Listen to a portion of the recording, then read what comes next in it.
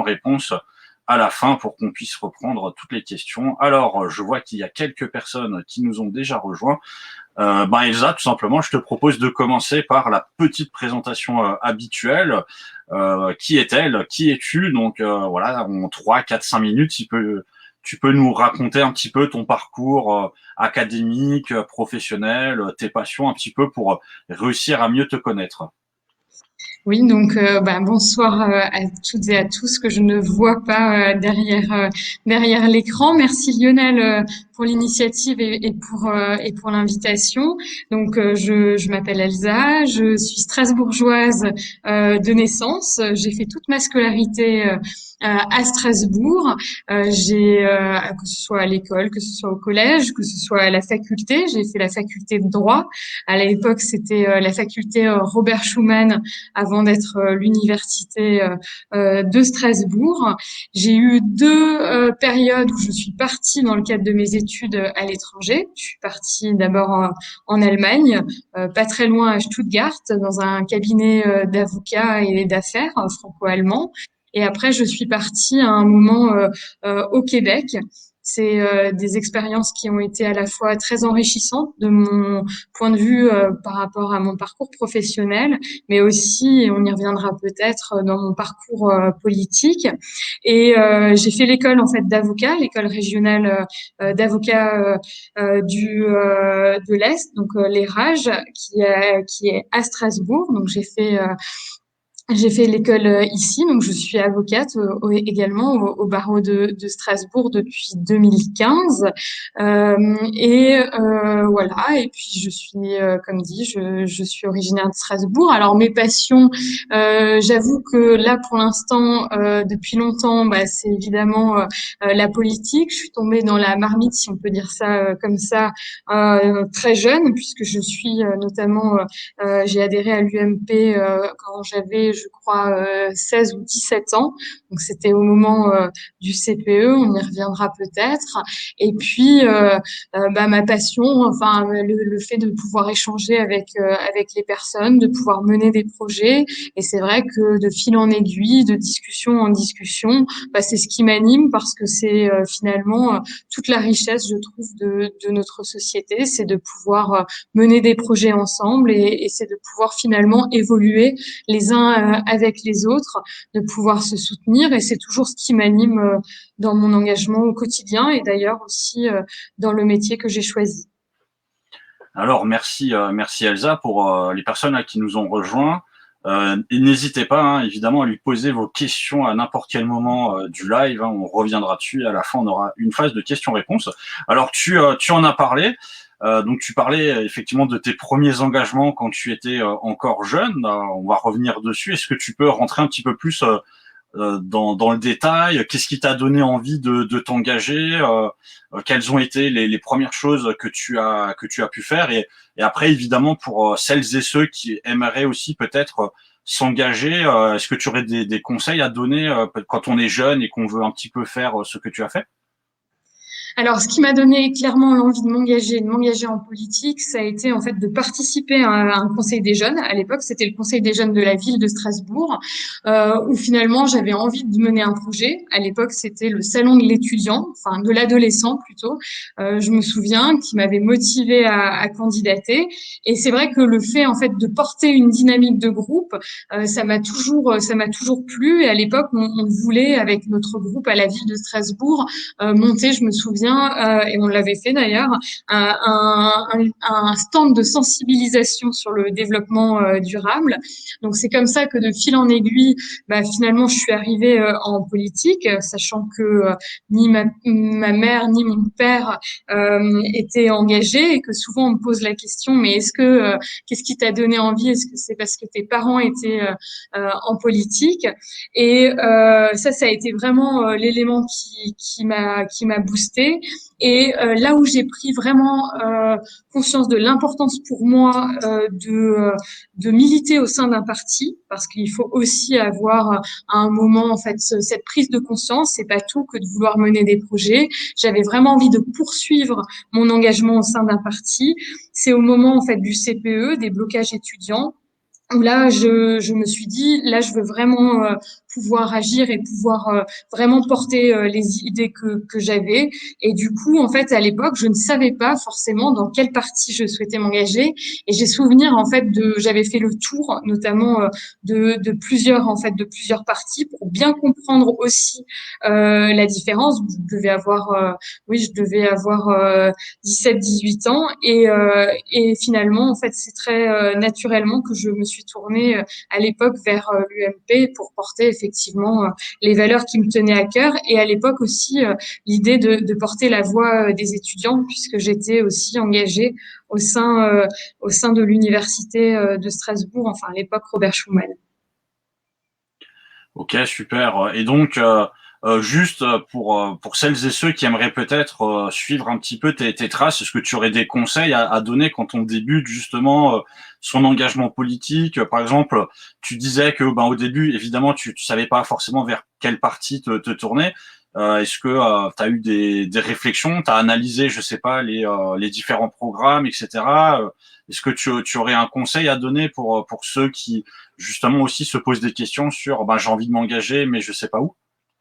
Oui, merci. J'avais déjà oublié ta troisième question, tu vois, donc merci de me le rappeler. Non, alors en fait, je pense que la première des choses, c'est de savoir en fait ce qui nous motive et ce que l'on a envie de faire. Après, c'est la manière en fait dont on veut le faire, parce qu'il y a plusieurs façons en fait de s'engager. Ça peut être dans le milieu associatif, dans le milieu sportif, et c'est pas forcément que dans le domaine en fait politique.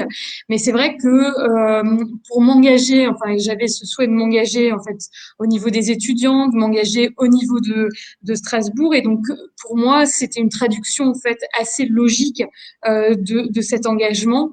Mais je crois que ce qui est le plus important, c'est d'une part de se faire confiance, de se dire que eh ben c'est pas que pour les autres, mais finalement, si on a cette motivation et si on souhaite pouvoir rentrer dans un parti politique, adhérer, faire des campagnes, et puis finalement participer à ce que moi j'appelle être une vraie école de vie, ben, je pense qu'il faut pouvoir se lancer, oser se lancer, ce qui est pas souvent évident, et pouvoir finalement tracer son propre chemin. Je crois qu'il n'y a pas une façon unique de faire de la politique, c'est vraiment de croire en ses convictions et finalement de trouver la meilleure façon de pouvoir participer à cet engagement. Donc je dirais aux personnes qui nous écoutent, qui veulent faire de la politique, effectivement de pouvoir franchir et d'oser franchir en fait ce pas, parce que je trouve que vraiment c'est essentiel dans notre société de pouvoir porter des idées,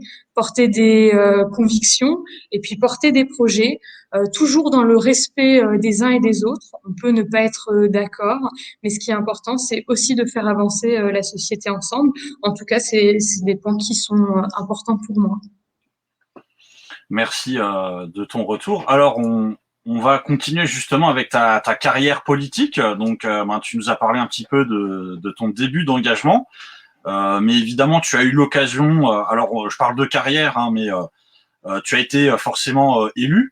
Est-ce que tu peux un petit peu nous parler de ben, quels ont été les premiers mandats que tu as pu avoir, qu'est-ce que tu as pu faire justement, et quelles sont un petit peu les missions qu'on fait justement quand on est élu? Alors moi, je suis élue en fait depuis 2014. J'ai d'abord été élue au niveau en fait du conseil municipal de Strasbourg. Je suis toujours élue au conseil municipal dans l'opposition. La particularité, c'est peu de temps après en fait ma première élection au sein du conseil, je suis rentrée, je crois que c'était quelques mois après, 2 mois après, au niveau de la région, suite notamment à une démission, et je suis devenue conseillère régionale d'Alsace, puisque j'étais la suivante de liste. Et du coup, c'est vrai que je suis arrivée directement avec 2 mandats, l'un dans l'opposition, l'autre dans la majorité. Et au niveau de la région où on était en responsabilité sous la présidence de Philippe Richert. Je me suis notamment occupée du Parlement alsacien des jeunes, donc cette instance représentative de jeunes, ce qui me touchait particulièrement, puisque étant moi-même issue d'une instance représentative de jeunes, je trouvais que c'était non seulement important de pouvoir suivre ce projet par toutes les valeurs que cela permet de véhiculer, mais également de voir très concrètement lorsqu'on est aux responsabilités, lorsqu'on gère une collectivité territoriale, de voir tous les questionnements que ça pouvait supposer. Ce n'est pas tout que d'avoir un projet, encore faut-il pouvoir le mettre en œuvre, il faut pouvoir en fait le suivre, et ça nécessite à la fois du temps, beaucoup d'investissement. On se rend pas toujours compte aussi du temps qui est nécessaire, mais c'est aussi de pouvoir travailler et de pouvoir mettre en place des politiques avec les agents de la région. Ça a été très enrichissant. Donc ça a été une grande partie.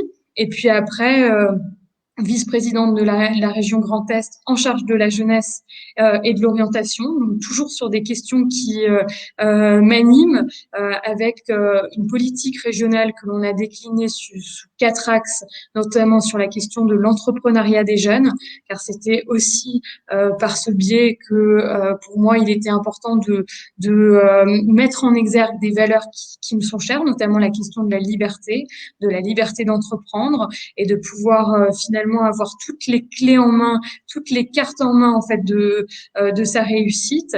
Je dis souvent on fait pas la place des jeunes, mais je pense que c'est important pour les élus de pouvoir aussi mettre en place des politiques qui leur permettent d'avoir finalement toutes les possibilités, et d'avoir en fait conscience et connaissance aussi de toutes ces possibilités, et également de leur faire confiance. C'était un message clé, c'est de faire confiance aux jeunes dans les choix qu'ils mènent, pas seulement des choix professionnels, mais également en fait par rapport à leurs choix personnels, le cadre de vie, les accompagner dans les différentes phases de leur vie, notamment sur la question clé du logement. Donc pour moi, ça a été une mission qui a été très enrichissante, parce que j'ai vraiment pu c'était avant la période Covid, mais pouvoir aller au contact de jeunes avec différents profils au sein de la région, et tous animés par cette volonté de bien faire. J'ai été vraiment à chaque fois surprise par le nombre de projets, par cette fougue d'aller toujours plus loin, et c'est pour ça que je réponds toujours avec enthousiasme aux initiatives qui sont portées par les jeunes. Et je crois que notamment ce live que tu initie depuis quelque temps de femmes inspirantes est également un exemple, parce que je trouve que c'est vraiment important. Et puis là, dans le cadre de mon parcours, depuis septembre dernier, sénatrice du Bas-Rhin, et c'est vrai que c'est une mission que je découvre au fur et à mesure, pour laquelle je souhaite vraiment pouvoir porter la voix des élus du Bas-Rhin, puisque le Sénat, c'est le représentant aussi des collectivités territoriales. Et dans le cadre de mon parcours, et j'insiste là-dessus, c'est vrai qu'il y a eu beaucoup d'années d'engagement, beaucoup d'années aussi de travail, mais j'ai aussi eu beaucoup de chance de pouvoir être accompagnée et aussi épaulée par des élus qui m'ont fait confiance. Le premier est Philippe Richert, qui m'a permis de rentrer en politique, et qui m'a fait confiance alors que j'étais jeune responsable à l'époque de l'UMP. Et après, de fil en aiguille, et là, notamment sur cette dernière élection, Claude Kern et Guy-Dominique Kennel, les deux sénateurs sortants, qui effectivement m'ont fait confiance par rapport à ce mandat-là. Donc, c'est aussi, je pense, une des valeurs qui, pour moi, est importante, c'est la loyauté en politique, et c'est aussi la reconnaissance d'élus qui font confiance et qui ont fait confiance à des jeunes élus, voilà, pour les élections. Alors, je rappelle pour ceux qui nous regardent, si jamais vous avez des questions, n'hésitez pas à les poser. Avant qu'on enchaîne un petit peu sur le Sénat, vu que tu en parlais, je reviens juste rapidement justement sur la ville et la région. Donc c'est vrai que chaque collectivité un petit peu a ses domaines. Est-ce que rapidement tu peux présenter quels sont les domaines que la ville a, et quels sont les domaines que la région a, pour que les gens comprennent un petit peu en fait à quoi ça sert? Oui, alors c'est très important parce que souvent on se rend compte, notamment au moment des élections, que c'est par un moment assez confus dans le champ de compétences des actions et des politiques en fait publiques qui sont menées. Au niveau en fait de la région, l'une des principales compétences, c'est la compétence évidemment économique, avec l'ensemble des soutiens à la filière, aux différentes d'ailleurs filières économiques et des acteurs de territoire et des acteurs évidemment des entreprises au premier chef. C'est également toute la question en fait de la gestion en fait des lycées au niveau en fait de l'éducation. La région est compétente en matière en fait des lycées. Vous le savez au niveau du département des collèges et au niveau des communes, ce sont les écoles. Il y a également la compétence en matière de mobilité plus globalement, notamment au niveau de la région des TER. Et après, il y a, donc ça c'est des compétences et des compétences que l'on dit notamment en propre. Et puis après, il y a des compétences partagées qui concernent toutes les collectivités en fait territoriales. Par exemple, jeunesse que j'ai pu suivre, c'est aussi une compétence partagée. Vous verrez des politiques jeunesse menées par le département, par la région, par les communes. La région s'était vue reconnaître le chef de fila de ces politiques, c'est-à-dire en fait de pouvoir en fait tout mettre en musique comme un chef d'orchestre par moment. J'ai mis beaucoup de temps à comprendre ce que voulait dire chef de fila et par moment c'est pas forcément simple, mais c'est vrai que c'est une question clé par rapport aux compétences. Et la ville, là aussi il faut distinguer entre la ville, mais également en fait l'Eurométropole de Strasbourg ou également au niveau en fait des communes, les EPCI, c'est-à-dire les communautés en fait de communes. Et là on est plus sur des problématiques évidemment du territoire qui concerne la commune en question. J'ai beaucoup, notamment, je tourne beaucoup maintenant dans les communes du Bas-Rhin à la rencontre et à l'écoute des maires et des équipes municipales. Et c'est vrai qu'il y a souvent en fait des problématiques et des questionnements qui peuvent se poser sur des compétences en fait très directes, sur toutes les politiques que peuvent mettre en place un maire, notamment en matière en fait de développement durable.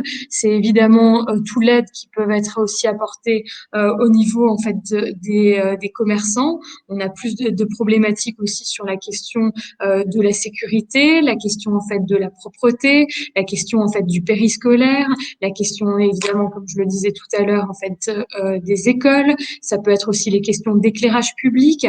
Et par moment, chacun dans ses compétences, il peut évidemment aussi y avoir des liens entre les différents échelons territoriaux. L'important, c'est que les politiques publiques puissent être efficaces, que chacun puisse opérer en fait sur son domaine de compétences en complémentarité et que ça se fasse en bonne intelligence. Par moment, on voit que le système est souvent et par moments compliqué, même compliqué en termes de lisibilité, pour aussi comprendre qui fait quoi et qui est responsable de quoi. Super. Bah ça tombe bien que tu finisses avec cette phrase, puisque justement, on va parler du Sénat, puisque comme tu l'as dit, hein, tu es devenue sénatrice du Bas-Rhin. Et effectivement, c'est vrai que ben, les gens généralement connaissent l'Assemblée nationale. Alors voilà, est-ce que tu peux nous parler un petit peu de ton intégration dans le Sénat et un petit peu expliquer aux gens, bah, au final, le Sénat, ça sert à quoi? Oui, alors c'est vrai que souvent on connaît plus l'Assemblée nationale, mais notre Parlement est composé de deux chambres, donc l'Assemblée nationale d'un côté et le Sénat. C'est la force et l'intérêt en fait du bicamérisme de pouvoir reposer sur deux chambres. La distinction première du Sénat et des sénateurs, c'est que on est élu au suffrage indirect, c'est-à-dire par toute la population, mais par ce que l'on appelle en fait les grands électeurs, c'est-à-dire en fait les personnes qui sont d'ores et déjà élues. Donc ce sont principalement les parlementaires, les conseillers régionaux, les conseillers départementaux départementaux et évidemment les maires avec à leurs adjoints ou des personnes qui désignent au moment en fait des élections. Nous sommes 348 sénatrices et sénateurs au Sénat et c'est ce que l'on appelle en fait finalement la Chambre des représentants, enfin des collectivités territoriales, parce que nous sommes élus par les élus locaux et que c'est la voix finalement des territoires. Alors c'est vrai qu'on a peut-être moins tendance à regarder ce qui se passe au Sénat ou du moins avoir peut-être un coup de projecteur moins important parce que d'une part, lorsqu'il y a des projets de loi qui arrivent de la part notamment du gouvernement, puisqu'il y a la distinction projet de loi, proposition de loi. Projet de loi, c'est lorsque ça vient du gouvernement. Proposition de loi, c'est lorsque ça vient des parlementaires. Et ben, lorsque les projets de loi arrivent, ça passe d'abord à l'Assemblée nationale, puis après au Sénat. Donc évidemment, on est peut-être en décalage par rapport à l'actualité. Là, on vient seulement de voter le projet de loi sur la question des principes républicains. Et vous avez vu l'actualité où on a beaucoup parlé de la loi climat qui a été adoptée en fait par l'Assemblée nationale. Ça arrivera au Sénat courant mai, courant juin. Donc ça, c'est le premier élément. Et aussi parce qu'effectivement, on a moins, on n'est pas élu par toute la population, mais par les acteurs, les élus locaux.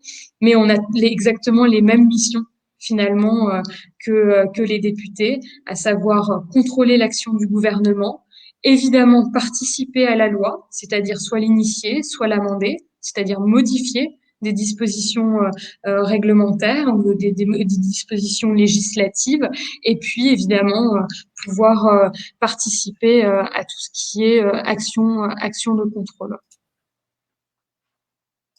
Alors, est-ce que tu as peut-être des informations à donner au niveau du Sénat un petit peu pour expliquer plus concrètement le fonctionnement? Alors oui, donc le Sénat. Alors très concrètement, moi je suis par exemple sur Strasbourg en règle générale le lundi, vendredi et le week-end. Je suis sur Paris le mardi, mercredi et des fois du mardi au jeudi. On siège donc en séance en fait publique, donc dans l'hémicycle du Sénat. On est les 348 sénateurs répartis en différentes commissions en fonction des thématiques. Moi, je suis membre, par exemple, de la commission culture, éducation et communication. Donc, tous les textes de loi qui concernent d'une manière ou d'une autre ce domaine, en fait, de thématiques passent par la commission. Mais au-delà des textes de commission, nous sommes amenés à voir tous les textes et à pouvoir, en fait, intervenir sur tout sujet en séance publique. Donc, ça, c'est une des grosses activités puisque la commission peut se réunir plusieurs fois en fait par semaine avec des auditions, c'est-à-dire en fait que les parlementaires et les sénateurs auditionnent des personnes pour nous donner aussi un éclairage de profession sur les textes de loi qui vont arriver, de pouvoir en fait éclairer en fait les débats également en séance et pouvoir faire notre travail de parlementaire, à savoir qu'est-ce qui est le plus judicieux, quelle orientation il faut prendre et est-ce qu'il y a lieu d'amender la proposition de loi, le projet de loi, c'est-à-dire de modifier, de supprimer, enfin tout ce qui peut d'une manière ou d'une autre orienter la loi. Donc ça c'est le premier point, ce sont les commissions. À côté, il y a des délégations. Donc moi, je fais partie de la délégation aux droits des femmes, qui là n'est pas saisie en tant que telle par des textes, mais qui est amenée également à rendre un certain nombre de réflexions, de rapports pour pouvoir faire évoluer les mentalités.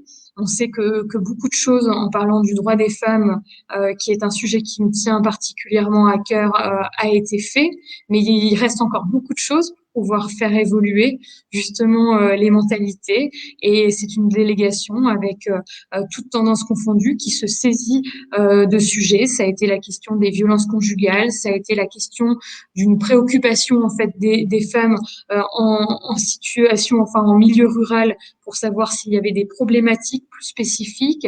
C'est aussi la question en fait des rémunérations, par exemple, que nous sommes en train de d'évoquer.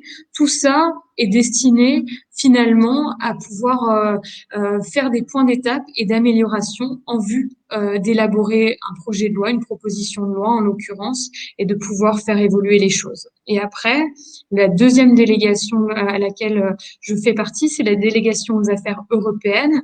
Bien évidemment, en tant que Strasbourgeoise, il était important pour moi de pouvoir faire partie de cette délégation, de pouvoir intervenir notamment lorsqu'il est question de Strasbourg, de la place de Strasbourg en tant que capitale européenne. Je reviens justement d'un rassemblement avec les élus alsaciens à l'initiative du président du département, enfin de la CEA, Frédéric Guéry, où nous nous sommes tous mobilisés devant le Parlement européen pour appeler au retour des sessions plénières du Parlement à Strasbourg, conformément au traité. Ça fait plus d'un an que le Parlement européen ne s'est pas réuni et que les eurodéputés ne sont pas venus dans la capitale européenne. Donc ça, c'était effectivement une mobilisation et ça a fait par exemple l'objet de ma première question au gouvernement, qui est un temps fort que vous pouvez regarder notamment sur la chaîne parlementaire, donc Public Sénat. C'est tous les mercredis après-midi. Au Sénat, nous avons les questions au gouvernement toutes les semaines à partir de 15 heures où, quels que soient les sénateurs de toutes les tendances en fait politiques, posent des questions au gouvernement. C'est vraiment dans le cadre de notre action justement de contrôle du gouvernement et ça peut être sur tout sujet. Généralement, c'est sur des sujets d'actualité. Ok, super. Alors, on va un petit peu continuer. Alors, je vais te poser la question que je pose à tout le monde. On n'a pas eu l'occasion d'en parler quand on a fait un petit peu la prépa, mais bon, je pense que de toute façon, tu es prête.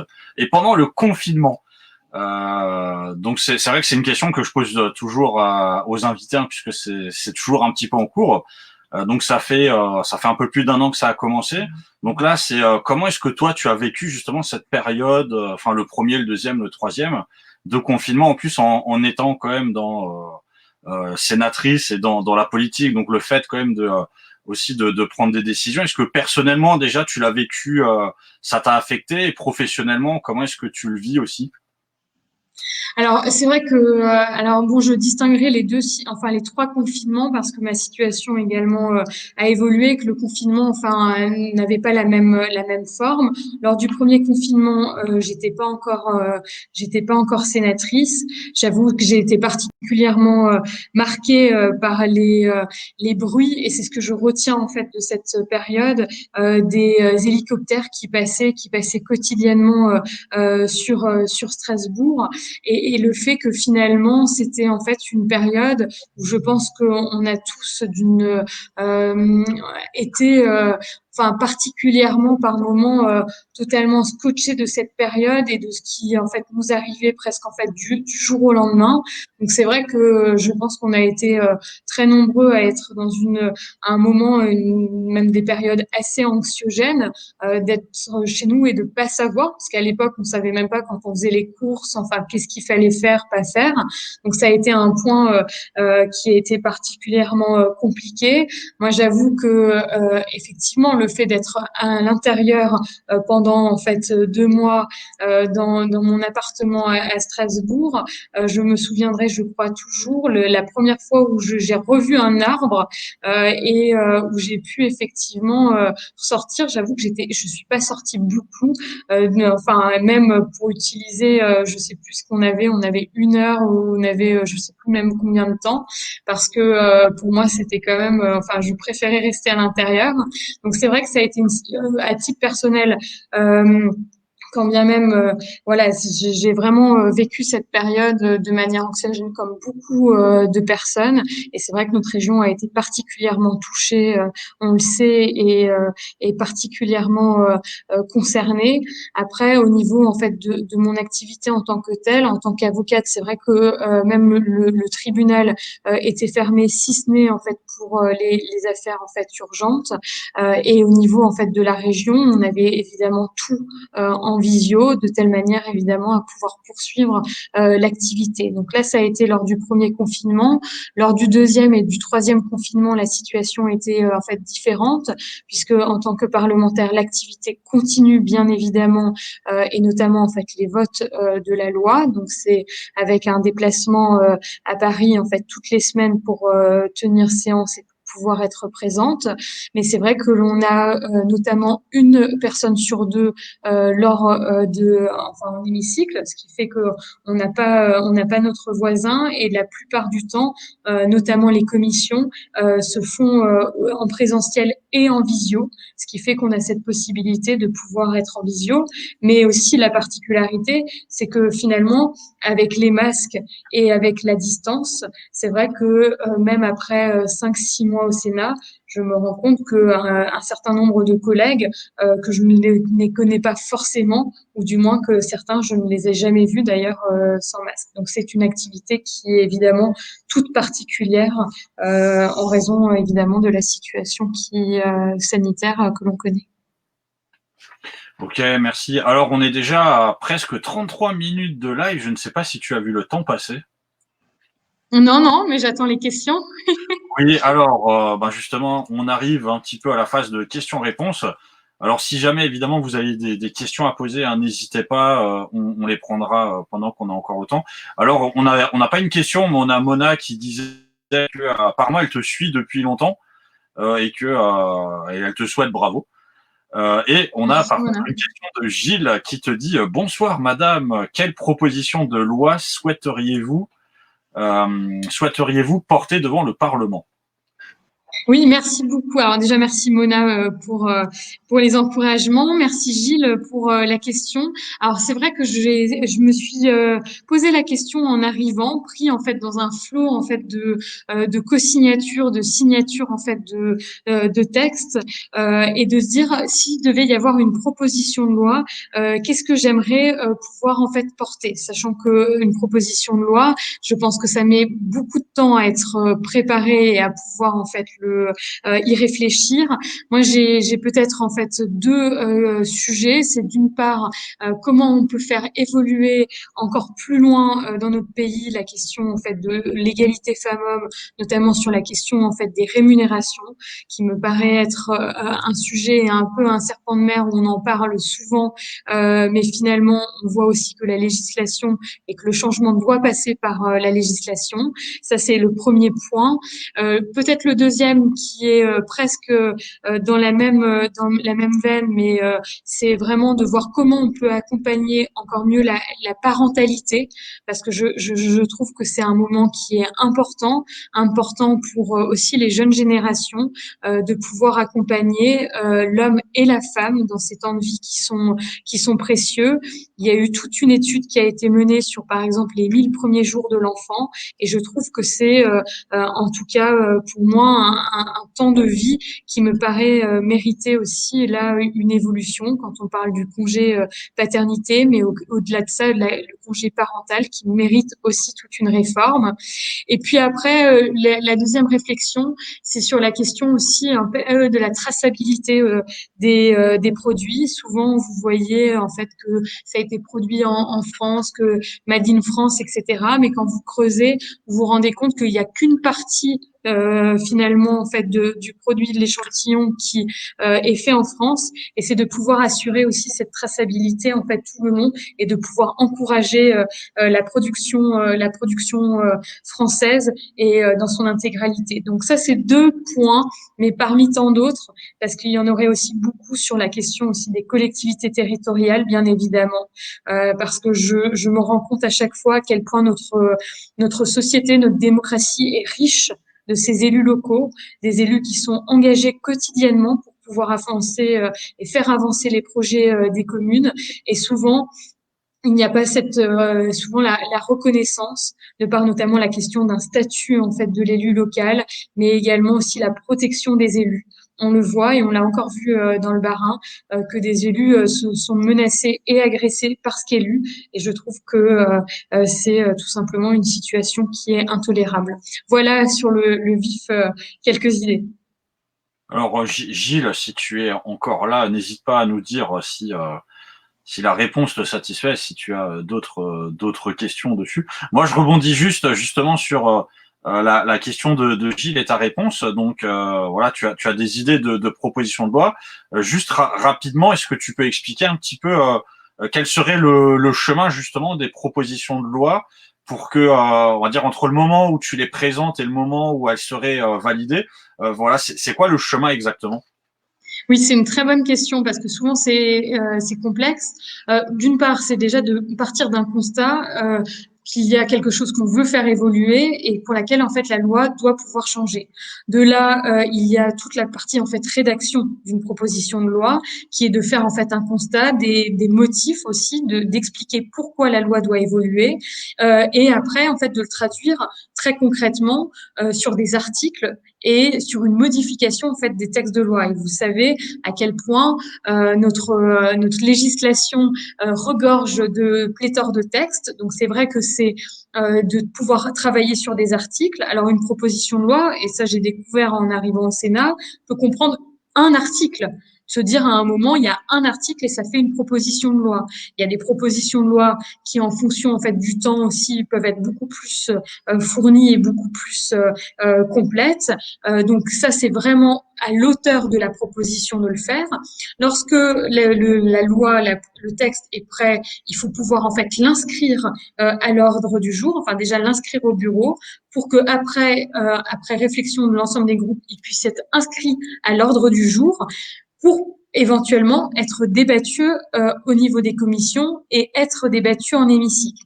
Et puis après, joue le rôle en fait de la navette parlementaire, puisqu'évidemment ça passe après à l'Assemblée ou vice versa à l'Assemblée puis après au Sénat, de telle manière à ce qu'il y ait cette procédure qui permette effectivement d'avoir les deux chambres qui statuent avec systématiquement à chaque étape la possibilité pour les parlementaires d'amender la loi.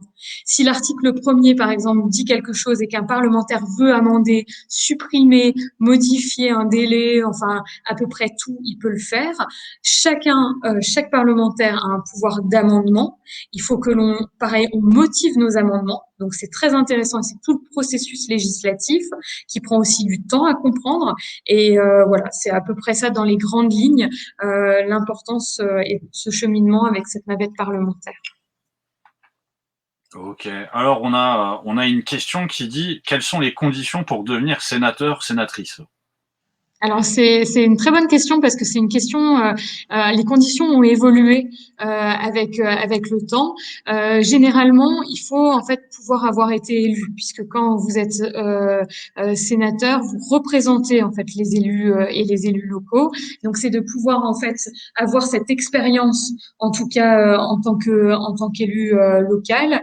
Maintenant l'âge le seuil d'âge a diminué. Je rappellerai que le plus jeune sénateur, c'est, je crois, un sénateur de la Somme, PS, qui a 26 ans. Et voilà. Et du coup, c'est vrai que les changements évoluent, mais parce qu'on a aussi eu de jeunes générations et des nouveaux et des jeunes élus qui ont été élus en 2014.